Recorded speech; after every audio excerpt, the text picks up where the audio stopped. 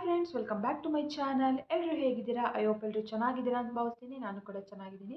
ಎಲ್ಲರೂ ಚೆನ್ನಾಗಿದ್ದೀರಾ ಅಂತ ತಿಳಿದು ಇವತ್ತಿನ ವಿಡಿಯೋನ ಶುರು ಮಾಡ್ತಾ ಇದ್ದೀನಿ. ಓಕೆ ಫ್ರೆಂಡ್ಸ್, ಇವತ್ತಿನ ವಿಡಿಯೋದಲ್ಲಿ ಏನು ಅಂತ ನೋಡೋದಾದರೆ, ಇಲ್ಲಿ ಗೃಹಲಕ್ಷ್ಮಿಯರಿಗೆ ಒಂದು ಭರ್ಜರಿ ಗುಡ್ ನ್ಯೂಸ್ ಇದೆ. ಯಾವೆಲ್ಲ ಫಲಾನುಭವಿಗಳಿಗೆ ಇನ್ನೂ ಕೂಡ ಒಂದು ಕಂತಿನ ಹಣನೂ ಕೂಡ ಬಂದಿಲ್ಲ, ಹಾಗೆ ಒಂದು ಕಂತು ಬಂದಿದೆ, ಎರಡನೇ ಕಂತು, ಮೂರನೇ ಕಂತು ಯಾವೆಲ್ಲ ಫಲಾನುಭವಿಗಳಿಗೆ ಬಂದಿಲ್ಲ ಅವರೆಲ್ಲರಿಗೂ ಕೂಡ ಒಂದು ಗುಡ್ ನ್ಯೂಸ್ ಇದೆ. ಏನು ಆ ಗುಡ್ ನ್ಯೂಸ್ ಅಂತ ನಾನು ಇವತ್ತಿನ ವಿಡಿಯೋದಲ್ಲಿ ತಿಳಿಸ್ಕೊಡ್ತಾ ಇದ್ದೀನಿ. ಹಾಗೆ ರೇಷನ್ ಕಾರ್ಡ್ ಬಗ್ಗೆನೂ ಕೂಡ ಇಲ್ಲಿ ತುಂಬಾ ಇಂಪಾರ್ಟೆಂಟ್ ಮಾಹಿತಿ ಇದೆ. ಸೊ ವಿಡಿಯೋನ ಯಾರು ಕೂಡ ಸ್ಕಿಪ್ ಮಾಡದೆ ಪೂರ್ತಿಯಾಗಿ ನೋಡಿ. ಹಾಗೆ ನೀವೇನಾದರೂ ಫಸ್ಟ್ ಟೈಮ್ ನನ್ನ ಯೂಟ್ಯೂಬ್ ಚಾನಲ್ ನೋಡ್ತಾ ಇದ್ದರೆ ಸಬ್ಸ್ಕ್ರೈಬ್ ಮಾಡ್ಕೊಂಡಿಲ್ಲ ಅಂದರೆ ಈಗಲೇ ಹೋಗಿ ನನ್ನ ಚಾನಲ್ನ ಸಬ್ಸ್ಕ್ರೈಬ್ ಮಾಡ್ಕೊಳ್ಳಿ. ಪ್ಲೀಸ್ ಸಪೋರ್ಟ್ ಮಾಡಿ, ಪ್ಲೀಸ್ ಲೈಕ್ ಮಾಡಿ. ಬನ್ನಿ ವಿಡಿಯೋನ ಶುರು ಮಾಡೋಣ. ಗೃಹಲಕ್ಷ್ಮಿ ಯೋಜನಾ ಹಣ ಇನ್ನೂ ಕೂಡ ಒಂದು 5ರಿಂದ 10 ಲಕ್ಷ ಫಲಾನುಭವಿಗಳಿಗೆ ಒಂದು ಕಂತಿನ ಹಣನೂ ಕೂಡ ಬಂದಿರುವಂತೆ. ಅವ್ರಿಗೆಲ್ಲರಿಗೂ ಕೂಡ ಹಾಕೋದಕ್ಕೆ ಸರ್ಕಾರ ತುಂಬಾ ಪ್ರಯತ್ನ ಪಡ್ತಾ ಇದೆ. ಬಟ್ ಆದರೆ ಬರ್ತಾನೆ ಇಲ್ಲ. ಸರ್ಕಾರನೂ ಕೂಡ ತುಂಬ ಸರಿ ತಿಳಿಸ್ಕೊಟ್ಟಿದೆ. KYC ಆಗಿದೆಯಾ ಚೆಕ್ ಮಾಡ್ಕೊಳ್ಳಿ, ಅಥವಾ ನಿಮ್ಮ ಆಧಾರ್ ಲಿಂಕ್ ಆಗಿದೆಯಾ ಬ್ಯಾಂಕಿಗೆ ಚೆಕ್ ಮಾಡ್ಕೊಳ್ಳಿ, ನಿಮ್ಮ ರೇಷನ್ ಕಾರ್ಡು, ಆಧಾರ್ ಕಾರ್ಡು ಎಲ್ಲ ಕರೆಕ್ಟಾಗಿದೆಯಾ, ಒಂದೊಂದು ಸ್ಪೆಲ್ಲಿಂಗಲ್ಲೂ ಕೂಡ ಎಲ್ಲ ಕರೆಕ್ಟಾಗಿದೆಯಾ, ಮ್ಯಾಚ್ ಆಗುತ್ತಾ ನೋಡ್ಕೊಳ್ಳಿ ಅಂತ ತುಂಬ ಸರಿ ಹೇಳಿತ್ತು. ಆದರೆ ಇಲ್ಲಿ ತುಂಬ ಜನ ಫಲಾನುಭವಿಗಳು ನಾವು ಎಲ್ಲ ರೀತಿಯಲ್ಲೂ ಚೆಕ್ ಮಾಡಿದ್ದೀವಿ, ಎಲ್ಲ ಮಾಡಿದ್ದೀವಿ, ಆದರೂ ಕೂಡ ನಮಗೆ ಹಣ ಬಂದಿಲ್ಲ ಅಂತ ಹೇಳಿ ತಿಳಿಸ್ತಾ ಇದ್ರು. ಆದರೆ ಇವಾಗ ಎಲ್ಲದಕ್ಕೂ ಒಂದು ಬ್ರೇಕ್ ಹಾಕಬೇಕಂತ ಹೇಳಿ ಸರ್ಕಾರ ಏನು ಮಾಡಿದೆ ಅಂತಂದರೆ ಗೃಹಲಕ್ಷ್ಮಿ ಶಿಬಿರ ಅಂತಂದರೆ ಗೃಹಲಕ್ಷ್ಮಿ ಕ್ಯಾಂಪ್ ಅಂತ ಮಾಡ್ತಾ ಇದೆ. ಪ್ರತಿ ಒಂದು ಗ್ರಾಮಗಳಲ್ಲೂ ಕೂಡ ಗ್ರಾಮ ಪಂಚಾಯಿತಿ ಲೆವೆಲಲ್ಲಿ ಮತ್ತು ಸಿಟಿಗಳಲ್ಲಿ ಇರ್ತಾರಲ್ವ, ಟೌನ್ಗಳಲ್ಲಿ, ಅಲ್ಲಿ ತಾಲೂಕು ಪಂಚಾಯಿತಿಗಳು ಬರುತ್ತಲ್ಲ, ಅಲ್ಲಿ ಈ ಹಳ್ಳಿಗಳಲ್ಲಿ ಹೋದರೆ ಗ್ರಾಮ ಪಂಚಾಯಿತಿ ಲೆವೆಲಲ್ಲಿ ಈ ಗೃಹಲಕ್ಷ್ಮಿ ಶಿಬಿರ ಅಂತ ಹೇಳಿ ನಡೆಸ್ತಾ ಇದ್ದಾರೆ. ಇವತ್ತಿಂದ ಸ್ಟಾರ್ಟ್ ಆಗಿದೆ. ಈ ಮಾಹಿತಿನ ನಿಮ್ಮ ಊರಿನ ಆಶಾ ಕಾರ್ಯಕರ್ತೆಯರು ಎಲ್ಲರಿಗೂ ತಲುಪಿಸ್ಬೇಕು ಅಂತ ಸರ್ಕಾರ ಹೇಳಿತ್ತು. ಆದರೆ ಇಲ್ಲಿ ಯಾರಿಗೂ ಕೂಡ ತಲುಪಿಲ್ವಂತೆ, ಯಾರಿಗೂ ಕೂಡ ತಿಳಿಸಿಲ್ವಂತೆ. ಇದು ತುಂಬ ಜನಕ್ಕೆ ಇನ್ನೂ ಹೋಗೇ ಇಲ್ಲ ವಿಚಾರ. ಈ ಥರ ಗೃಹಲಕ್ಷ್ಮಿ ಶಿಬಿರನ ಮಾಡ್ತಾ ಇದ್ದಾರೆ, ನಮಗೆ ಹಣ ಬಂದಿಲ್ಲ, ಅಲ್ಲಿ ಹೋಗಿ ಅಟೆಂಡ್ ಮಾಡಿದರೆ ನಮಗೆ ಹಣ ಬರುತ್ತೆ, ಅಲ್ಲಿ ಹೋಗಿ ಕೇಳಿದರೆ ನಮಗೆ ಬರುತ್ತೆ, ಬರೋ ಥರ ಮಾಡಿಕೊಡ್ತಾರೆ ಅನ್ನೋದು ಇನ್ನೂ ಕೂಡ ಯಾವ ಫಲಾನುಭವಿಗಳಿಗೂ ಗೊತ್ತಾಗಿಲ್ಲಂತೆ.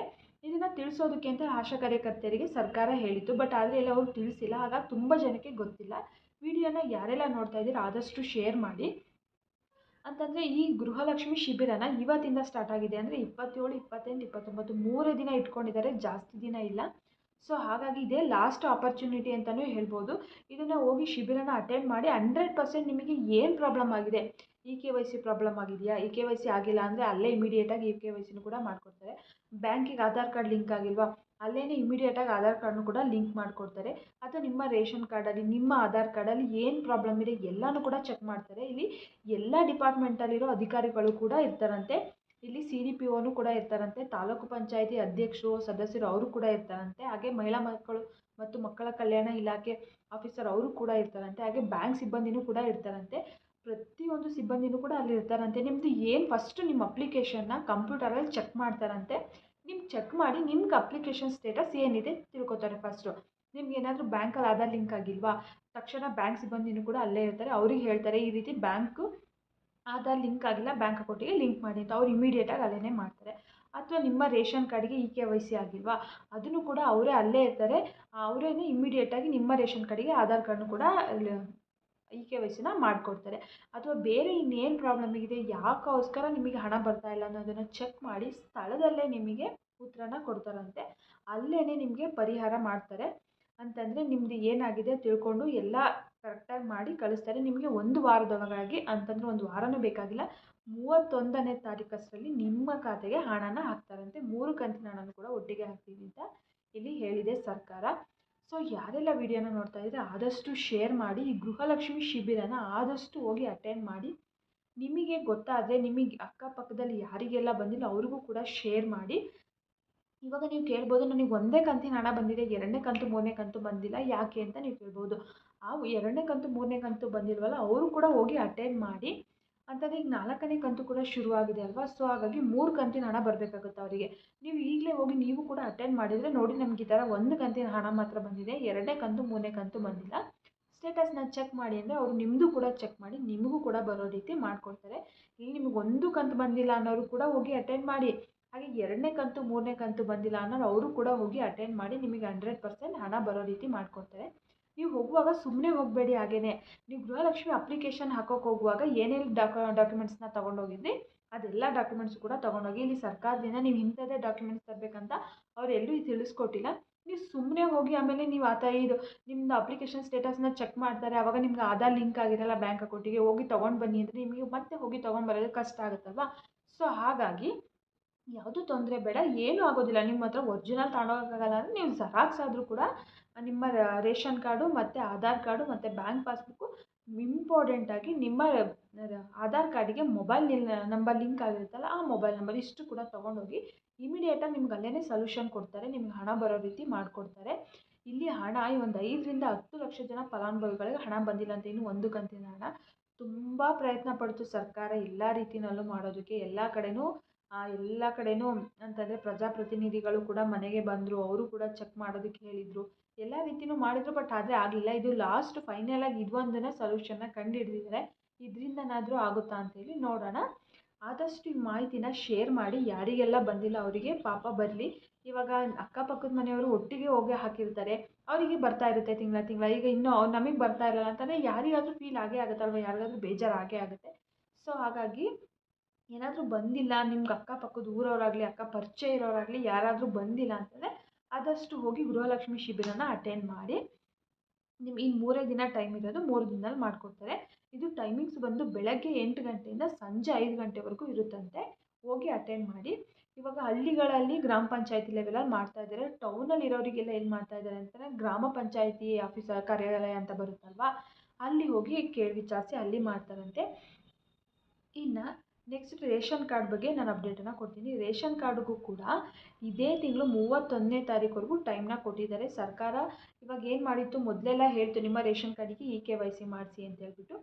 ಆದರೂ ಕೂಡ ತುಂಬ ಜನ ಮಾಡಿಸಿಲ್ವಂತೆ ಇಲ್ಲಿ. ಸೊ ಹಾಗಾಗಿ ಲಾಸ್ಟ್ ಫೈನಲಾಗಿ ಹೇಳಿದ್ದಾರೆ, ನೀವು ಏನಾದರೂ ಈ ರೇಷನ್ ಕಾರ್ಡಿಗೆ KYC ಮಾಡಿಸಿಲ್ಲ ಅಂದರೆ 100% ಈ ತಿಂಗಳಲ್ಲಿ ನಿಮ್ಮ ರೇಷನ್ ಕಾರ್ಡು ಕ್ಯಾನ್ಸಲ್ ಆಗುತ್ತೆ.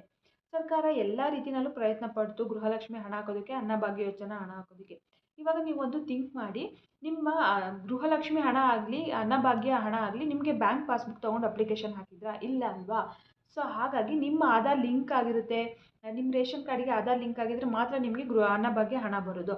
ಅದೇ ರೀತಿ ಗೃಹಲಕ್ಷ್ಮಿನೂ ಅಷ್ಟೇ, ನಿಮ್ಮ ಆಧಾರ್ ಕಾರ್ಡಿಗೆ ನಿಮ್ಮ ಬ್ಯಾಂಕ್ ಅಕೌಂಟಿಗೆ ಆಧಾರ್ ಕಾರ್ಡ್ ಲಿಂಕ್ ಆಗಿರುತ್ತಲ್ವ, ಅದ್ರ ಬೇಸಿಸ್ ಮೇಲೆ ದುಡ್ಡು ಹಾಕ್ತಾ ಇದ್ದಾರೆ. ಅಂತಂದರೆ ನಿಮ್ಗೆ KYCನ ಆಗಿಲ್ಲ ಅಂತಂದರೆ ಹಣ ಹೆಂಗೆ ಬರುತ್ತೆ? ನಿಮ್ಮ ಆಧಾರ್ ಕಾರ್ಡೇ ಅಪ್ಡೇಟ್ ಆಗಿಲ್ಲ ಅಂತಂದರೆ ಹಣ ಹೆಂಗೆ ಬರುತ್ತೆ ಹೇಳಿ?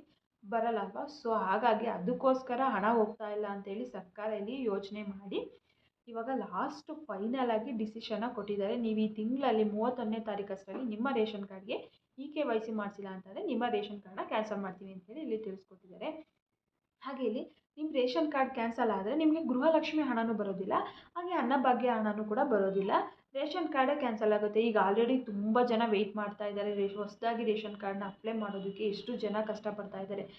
2-3 ವರ್ಷದಿಂದ ಕಾಲ್ ಮಾಡೇ ಇಲ್ಲ. ಅಪ್ಲೈ ಮಾಡಿರೋರಿಗೂ ಕೂಡ ಇನ್ನೂ ಇಶ್ಯೂ ಆಗಿಲ್ಲ ರೇಷನ್ ಕಾರ್ಡ್ಗಳು. ಸೊ ಹಾಗಾಗಿ ಇರೋದನ್ನು ಯಾರು ಕಳ್ಕೊಬೇಡಿ, ಇರೋದನ್ನೇ ಯೂಸ್ ಮಾಡ್ಕೊಳ್ಳಿ ಅಷ್ಟೇ. ನೀವೇನಾದರೂ KYC ಮಾಡಿಸಿಲ್ಲ ಅಂತಂದರೆ ಈಗಲೇ ಹೋಗಿ ಅಪ್ಡೇಟ್ನ ಮಾಡಿಸಿ. ಯಾರಿಗೆಲ್ಲ ಒಂದು ಕಂತಿನ ಹಣ ಬಂದಿಲ್ಲ, ಗೃಹಲಕ್ಷ್ಮಿ ಆಗಲಿ ಅನ್ನಭಾಗ್ಯ ಯೋಜನೆ ಆಗಲಿ, ಅವ್ರು ಇಮಿಡಿಯೇಟಾಗಿ ಹೋಗಿ KYCನ ಮಾಡಿಸಿ. ನೀವು KYC ಮಾಡ್ಸೋಕ್ಕೆ ಎಲ್ಲೂ ಹೋಗಬೇಕಾಗಿಲ್ಲ. ನಿಮ್ಮ ಹತ್ತಿರದ ನ್ಯಾಯಬೆಲೆ ಅಂಗಡಿ ಅಂತಂದರೆ ನೀವು ಪ್ರತಿ ತಿಂಗಳು ಏನು ರೇಷನ್ನ ತೊಗೋತೀರಾ ಅಲ್ಲಿ ಹೋದರೆ ಅವರೇನೇ ನಿಮಗೆ KYCನ ಮಾಡಿಕೊಡ್ತಾರೆ. KYC ಅಂತಂದರೆ ಏನು ಅಂತಂದರೆ ನಿಮ್ಮ ರೇಷನ್ ಕಾರ್ಡ್ಗೆ ನಿಮ್ಮ ಆಧಾರ್ ಕಾರ್ಡ್ನ ಲಿಂಕ್ ಮಾಡ್ತಾರಷ್ಟೇ. ನಿಮ್ಮ ರೇಷನ್ ಕಾರ್ಡಲ್ಲಿ ಎಷ್ಟು ಜನ ಸದಸ್ಯರಿರ್ತಾರೆ ಎಲ್ಲರದ್ದು ಕೂಡ ಆಧಾರ್ ಕಾರ್ಡ್ನ ರೇಷನ್ ಕಾರ್ಡ್ಗೆ ಲಿಂಕ್ ಮಾಡ್ತಾರೆ. ಇದನ್ನೇ KYC ಅನ್ನೋದು. KYC ಅಂತಂದರೆ ಅಯ್ಯೋ ಏನು ಅನ್ನೋದು ರೀತಿ ಏನಿಲ್ಲ, ತುಂಬಾ ಸಿಂಪಲ್ಲು. ನಿಮ್ಮ ರೇಷನ್ ಕಾರ್ಡ್ಗೆ ಆಧಾರ್ ಕಾರ್ಡ್ನ ಜೋಡಣೆ ಮಾಡೋದು ಅಂತಲೇ ಹೇಳ್ಬೋದು ಕನ್ನಡದಲ್ಲಿ. ಸೊ ಇಷ್ಟು ಮಾಡ್ತಾರೆ. ನಿಮ್ಮ ಹತ್ತಿರದ ನ್ಯಾಯಬೆಲೆ ಅಂಗಡಿಗೆ ಹೋಗಿ ಈಗಲೇ KYC ಮಾಡಿಸಿಲ್ಲ ಅಂದರೆ ಮಾಡಿಸಿ. ಇವಾಗ ಯಾರೆಲ್ಲ ಗೃಹಲಕ್ಷ್ಮಿ ಯೋಜನೆಗೆ ಅಪ್ಲೈ ಮಾಡಬೇಕು ಅಂತಲೂ ಕಾಯ್ತಾ ಇದ್ದೀರಾ, ಇನ್ನೂ ಕೂಡ 10 ಲಕ್ಷದಷ್ಟು ಫಲಾನುಭವಿಗಳು ಇದ್ದಾರಂತೆ ಗೃಹಲಕ್ಷ್ಮಿ ಯೋಜನೆ ಅಪ್ಲೈ ಮಾಡೋದಕ್ಕೆ. ಸೊ ಅವರೆಲ್ಲರೂ ಕೂಡ ನೀವಿನ್ನೂ KYC ಮಾಡಿಸಿಲ್ಲ ಅಂತಂದರೆ ಈಗಲೇ ಹೋಗಿ KYCನ ಮಾಡಿಸ್ಕೊಳ್ಳಿ. ಅಥವಾ ಆಗಿದೆ ಇಲ್ವೋ ಅಂತೇಳಿ ಒಂದ್ಸರಿ ಹೋಗಿ ಚೆಕ್ ಮಾಡಿಸ್ಕೊಳ್ಳಿ, ಏನೂ ಪ್ರಾಬ್ಲಮ್ ಆಗೋದಿಲ್ಲ.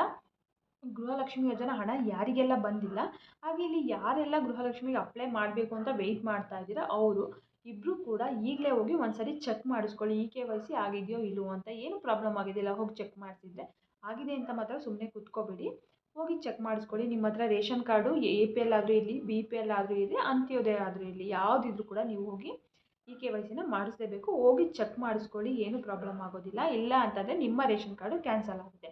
ಇಲ್ಲಿ ತುಂಬಾ ಇಂಪಾರ್ಟೆಂಟ್. ಈಗ ನೀವು ಈವನ್ ಗೌರ್ಮೆಂಟ್ ಹಾಸ್ಪಿಟಲ್ಗಳಿಗೆ ಏನಾದರೂ ಹೋದರೆ ಫೆಸಿಲಿಟೀಸ್ ಫ್ರೀಯಾಗಿ ತೊಗೋಬೇಕು ಅಂತಂದರೆ ರೇಷನ್ ಕಾರ್ಡ್ ಕೇಳ್ತಾರೆ. ರೇಷನ್ ಕಾರ್ಡ್ ಇತ್ತಂದರೆ ನಿಮಗೆ ಫ್ರೀಯಾಗಿ ಟ್ರೀಟ್ಮೆಂಟ್ ಕೊಡ್ತಾರೆ. ಇವಾಗ ನೀವು ಆಯುಷ್ಮಾನ್ ಕಾರ್ಡ್ ಮಾಡಿಸ್ಬೇಕಂತಂದ್ರೂ ಕೂಡ ನಿಮಗೆ ರೇಷನ್ ಕಾರ್ಡ್ ಇಂಪಾರ್ಟೆಂಟಾಗಿ ಬೇಕಾಗೇ ಆಗುತ್ತೆ. ನಿಮ್ಮ ಹತ್ರ ರೇಷನ್ ಕಾರ್ಡೇ ಕ್ಯಾನ್ಸಲ್ ಆಯಿತು ಅಂದರೆ ನೀವು ಸರ್ಕಾರದಿಂದ ಯಾವುದೇ ರೀತಿ ಸ್ಕೀಮ್ ಬಂದರೂ ಕೂಡ ನೀವು ಅದನ್ನು ಉಪಯೋಗಿಸ್ಕೊಳ್ಳೋಕ್ಕಾಗಲ್ಲ. ಸೊ ಹಾಗಾಗಿ ಇಲ್ಲಿ ರೇಷನ್ ಕಾರ್ಡು ತುಂಬಾ ಇಂಪಾರ್ಟೆಂಟು. ಹಾಗಾಗಿ ರೇಷನ್ ಕಾರ್ಡ್ ಇ-ಕೆ-ವೈ-ಸಿ ಆಗಿಲ್ಲ ಅಂತಂದರೆ ಈಗಲೇ ಹೋಗಿ ಇ-ಕೆ-ವೈ-ಸಿನ ಮಾಡಿಸ್ಕೊಳ್ಳಿ, ನಿಮಗೇ ಒಳ್ಳೆಯದು. ಈಗ ಆಗಿದೆ ಅಂತ ಯಾರೂ ಕುತ್ಕೋಬೇಡಿ, ಒಂದು ಸರಿ ಹೋಗಿ ಚೆಕ್ ಮಾಡಿಸಿ, ಆಗಿದ್ದರೆ ಪರವಾಗಿಲ್ಲ, ಆಗಿಲ್ಲ ಅಂತಂದರೆ ಮಾಡಿಸಿ. ಅದೇನು ಒಂದು ದಿನದಲ್ಲಿ ಇಮಿಡಿಯೇಟಾಗಿ ಮಾಡಿಕೊಡ್ತಾರೆ. ನೀವೇನು ಅದನ್ನ ಕ್ಯೂ ಅಲ್ಲಿ ನಿಂತು ಅಲ್ಲಿ ಹೋಗಿ ಇಲ್ಲಿ ಹೋಗಿ ಅಂತ ಏನೂ ಹೇಳೋದಿಲ್ಲ. ನಿಮ್ಮ ನ್ಯಾಯಬೆಲೆ ಅಂಗಡಿನಲ್ಲೇ ಫ್ರೀಯಾಗೇ ಮಾಡಿಕೊಡ್ತಾರೆ. ನೀವು ದುಡ್ಡು ಕೂಡ ಏನೂ ಕೊಡೋ ಆಗಿಲ್ಲ, ಫ್ರೀಯಾಗೇ ಮಾಡಿಸ್ಕೊಬೋದು. ಇವಾಗ ತಿಳ್ಕೊಂಡ್ರಲ್ವಾ, ಗೃಹಲಕ್ಷ್ಮಿ ಯೋಜನೆ ಶಿಬಿರ ಕೂಡ ನಡೀತಾ ಇದೆ, ಹೋಗಿ ಅಟೆಂಡ್ ಮಾಡಿ. ಹಾಗೆ ಜೊತೆಗೆ ನಿಮ್ಮ ರೇಷನ್ ಕಾರ್ಡಿಗೂ ಕೂಡ ಇ-ಕೆ-ವೈ-ಸಿ ಮಾಡಿಸೋದನ್ನು ಮರಿಬೇಡಿ, ಇ-ಕೆ-ವೈ-ಸಿನ ಮಾಡಿಸಿ. ಇದೇ ರೀತಿ ಹೆಚ್ಚಿನ ವೀಡಿಯೋಸ್ ಏನಾದರೂ ಬೇಕು ನನ್ನ ಚಾನಲ್ನಲ್ಲಿ ಅಂತಂದರೆ ನೀವು ಇನ್ನೊಮ್ಮೆ ಕೇಳ್ತಾ ಇದ್ದೀನಿ, ನನ್ನ ಚಾನಲ್ನ ಹೊಸದಾಗಿ ನೋಡ್ತಾ ಇದ್ದರೆ ಸಬ್ಸ್ಕ್ರೈಬ್ ಮಾಡ್ಕೊಂಡಿಲ್ಲ ಅಂದರೆ ಪ್ಲೀಸ್ ಈಗಲೇ ಹೋಗಿ ನನ್ನ ಚಾನಲ್ನ ಸಬ್ಸ್ಕ್ರೈಬ್ ಮಾಡ್ಕೊಳ್ಳಿ.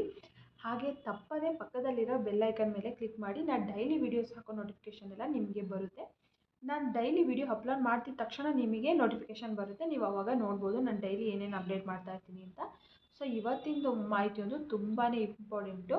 ಯಾರೆಲ್ಲ ನೋಡ್ತಿದ್ದೀರಾ, ನಿಮ್ದೇನಾದರೂ ಇ-ಕೆ-ವೈ-ಸಿ ಆಗಿದೆ, ನಿಮ್ಗೆ ಹಣ ಬರ್ತಿದೆ ಅಂದರೆ ಅಟ್ಲೀಸ್ಟ್ ನಿಮ್ಗೆ ಅಕ್ಕಪಕ್ಕದಲ್ಲಿ ಯಾರಾದರೂ ಬರ್ತಿಲ್ಲ ಅಂತಂದರೆ ಅಂಥವ್ರಿಗಾದರೂ ಕೂಡ ಇನ್ಫಾರ್ಮ್ ಮಾಡಿ, ಅವರಾದರೂ ಹೋಗಿ ಮಾಡಿಸ್ಕೊತಾರೆ.